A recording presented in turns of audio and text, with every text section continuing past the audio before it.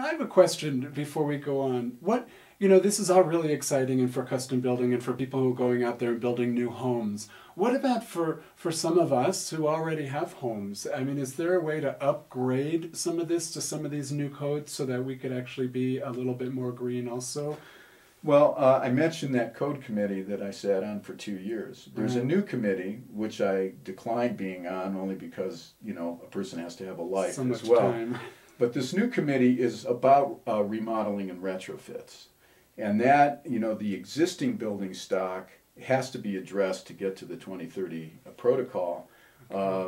New building typically is only like 1% of the building stock every year. So we will be and are addressing the existing building stock, and there'll be programs implemented that will bring people up to speed as to how to do a green remodel and retrofit and do it well. Excellent. Yeah. Great. So we've talked about the custom building homes and how we're going to, be able to upgrade some of the homes that are already here. So how do you see the future of green and sustainable building? How do you see that moving forward? Well, it's interesting because, we have this incredible grid where we get all our energy, at least our electrical energy, which powers our homes and our factories and our commercial buildings. It's interesting too, though, that I see a little war sort of building up on the horizon here in the coming years between the privately owned utilities.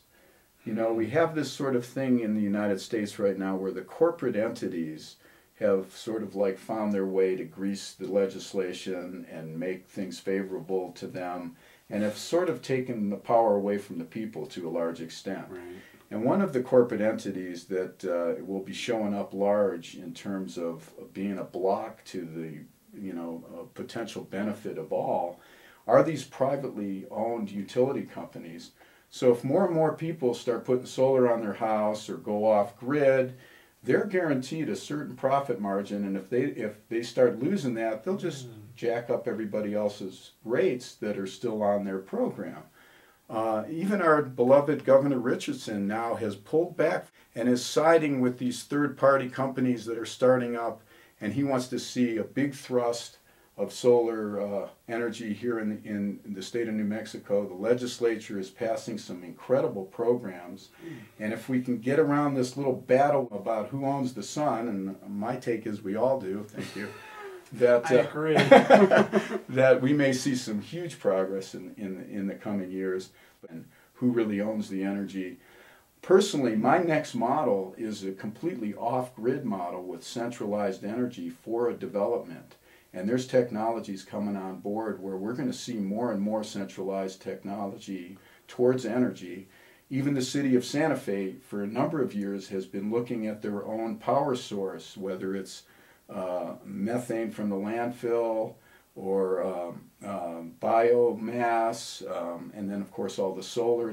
So there's committees right now looking at all of this. There's also the potential for like microgrids. So instead of the big grid, like for instance, most of the power throughout New Mexico is coming from coal. Especially here in Santa Fe, we're getting essentially all of our electricity from the Four Corners coal burning power plant. That's a 500-mile transmission of that energy, right, which, by the way, by the time it leaves the power plant and gets to the point of use, there's only 29% of it left. So you get the idea, 71% of the energy is lost along the way.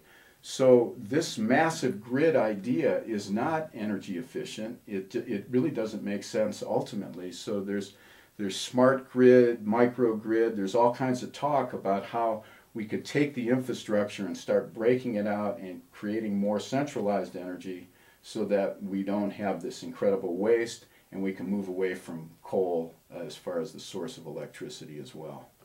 A+. Is there anything else? How would you like to tidy all this up to make this really complete for you and so that the audience really gets a good idea of what you're doing out there? Well, I'd just like to say that sustainable building practices are in keeping with sustainable living practices. So it's not just how you build your house, it's what your mindset is in terms of how you live in general. For many, many years, as sustainably conscious as I have seen myself being, still had the nasty habit of going into a grocery store, forgetting my bags in the car, and taking the plastic or the paper home. And then, you know, every couple of months when I would go to the transfer station to do my recycling, here's umpty nine bags full of folded paper bags or huge amounts of plastic. And I just, you know, I started getting down on myself about it. And then I ended up making a pact, which was, if I forget my bag, I'm not leaving there with one of their bags. So I started wearing cargo pants. So I had places to stuff my, and it was just a commitment that I made to myself. And it seems odd and silly and everything, but those types of commitments by people, especially large numbers of people, are really going to be the thing that makes the difference ultimately. We grew up in a culture that had, at the time, limitless fossil fuel that was really cheap. So very few of us were raised to be conservation oriented, you know, turn off the lights every time you leave the room kind of thing. And very few of us were raised that way because energy was so cheap and so prevalent, and those days are over. You know, fossil fuel peaked in the 70s, and now we're going rapidly the other direction, and now it's really time to grab hold and start thinking about these things. It's true, and I love it that you said turn the light off when you leave the room. I can't walk out of a room, a closet, a bathroom. I can't even walk down the hallway. I can hear my dad's voice in my head. That was the one big thing. Close the refrigerator door. And turn off the Turn the light off before well, you had a leave the good room. model then. Yeah, so I hear his voice in my head, and thank God. I appreciate Dad for that, because it's a good thing. And great, so thank you so much for coming. I really appreciate it, Farren, and some great information. And you also have a website. What's your website? I'll go ahead and put that up on the screen as well. Well, I have two websites. The first one is emeraldhomesantafe.com. And if you go there, you'll see the entire process of the Emerald Home, from the groundbreaking all the way through the building process, and how it breaks out in 6 categories of green building, and what we did to achieve Emerald in all 6 of those categories. My other website is my building website, sundancercreations.com, and that kind of gives a history of my building and my artwork and what I've done over the years. And yeah, so go check out the websites. It's an amazing process to walk through the building of this house, and it's actually really inspiring. I think it'll get you all really excited. So great information again. Thank you, Farren. You have a great evening.